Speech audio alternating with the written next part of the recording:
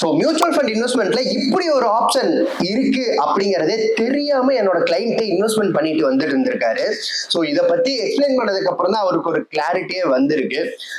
So very சிம்பிள்ங்க. So mutual ஃபண்டை பொறுத்த வரைக்கும் என்னோட கிளைண்ட்டுக்கு வந்து நான் இன்வெஸ்ட்மெண்ட் பண்ற ஆனந்த் அந்த ஃபண்டை ஃபண்ட் மேனேஜர் பாத்துக்குவாரு, மேல இருக்கிறவங்க எல்லாம் பாத்துக்குவாங்கிற மாதிரி சிம்பிளா சொல்லிட்டாரு. சார் அப்படி கிடையாதுங்க சார். நீங்க உங்க மியூச்சுவல் ஃபண்ட்ல இன்வெஸ்ட்மெண்ட் பண்ணக்கூடிய ஃபண்ட் மேனேஜர் எந்த மாதிரியான ஸ்டாக்ஸ்ல இன்வெஸ்ட்மெண்ட் பண்ணணுங்கிற செக்மெண்ட்டை நீங்க தான் சார் சூஸ் பண்ணணும் அப்படிங்கிறத சொன்னேன். எனக்கு புரியல ஆனந்த் அப்படின்னு அவர் கன்ஃபியூஷனா சொன்னாரு. Very simple sir. நீங்க இப்போ வந்து ஒரு பெரிய பெரிய கம்பெனிஸ்ல மட்டும்தான் என்னோட ஃபண்ட் இன்வெஸ்ட்மெண்ட் ஆகணும் அப்படின்னு நீங்க செக்மெண்ட் லார்ஜ் கேப் செக்மெண்ட்டை நீங்க சூஸ் பண்ணீங்கன்னா டாப்ல இருக்கக்கூடிய கம்பெனிஸ்ல மட்டும்தான் ஃபண்ட் மேனேஜர்ஸ் இன்வெஸ்ட்மெண்ட் பண்ணி உங்களுடைய பணத்தை க்ரோ பண்ணுவாரு. ஸோ அதுல எந்த கம்பெனி ஃபண்டமெண்டலா ஸ்ட்ராங்கா இருக்குங்கிறத பார்த்து அவர் வந்து அனலைஸ் பண்ணிட்டு அதோடைய பர்சன்டேஜை இன்க்ரீஸ் பண்ணிக்குவாரு. ஸோ அந்த வேலையை அவர் பார்த்துக்குவாருங்க சார்.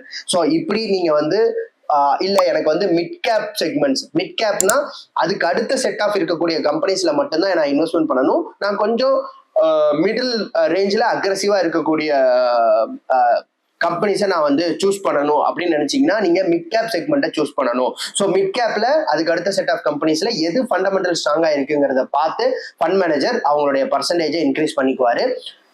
மேல இருக்கக்கூடிய கம்பெனிஸ்க்குலாம் அவர் போக மாட்டாரு. இல்ல ஆனந்த் எனக்கு எமர்ஜிங் கம்பெனி தான் இன்வெஸ்ட்மெண்ட் பண்ணணும் அப்படின்னு நீங்க நினைச்சீங்க, ஸ்டார்ட் அப் கம்பெனிஸ்ல மட்டும்தான் இன்வெஸ்ட்மெண்ட் பண்ணணும்னு நினைச்சீங்கன்னா ஸ்மால் கேப் செக்மெண்ட்னு தனியா இருக்கு. அந்த செக்மெண்ட்ல நீங்க இன்வெஸ்ட்மெண்ட் பண்ணா மட்டும்தான் நீங்க start up companies, emerging companies, அதுல யாரு ஃபண்டமெண்டலா ஸ்ட்ராங்கா இருக்காங்கிற இது அனலைஸ் எல்லாமே ஃபண்ட் மேனேஜர் பார்த்துட்டு அவங்களுடைய பர்சன்டேஜை எங்க அதிகப்படுத்தணுமோ அங்க அதிகப்படுத்திக்குவாரு சார். ஸோ இந்த மாதிரி இன்வெஸ்ட்மெண்ட்ஸ்ல ஆக்சுவலா வந்து மியூச்சுவல் ஃபண்ட் இன்வெஸ்ட்மெண்ட்ல இந்த மாதிரி செக்மெண்ட் வைஸ் ஏகப்பட்ட செக்மெண்ட்ஸ் இருக்குங்க சார், கொட்டி கிடக்கு. ஸோ ஒவ்வொரு செக்மெண்ட்டும் ஒவ்வொரு மாதிரி ஒர்க் ஆகும்.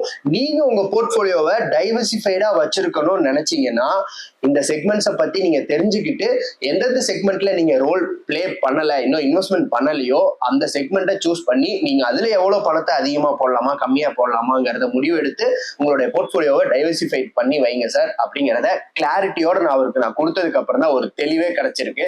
அவரும் ரொம்ப ஹாப்பியா என்கிட்ட வந்து ஷேர் பண்ணாது, ரொம்ப இன்ஃபர்மேட்டிவா இருக்கு ஆனந்த் அப்படின்னு சொல்லிட்டு.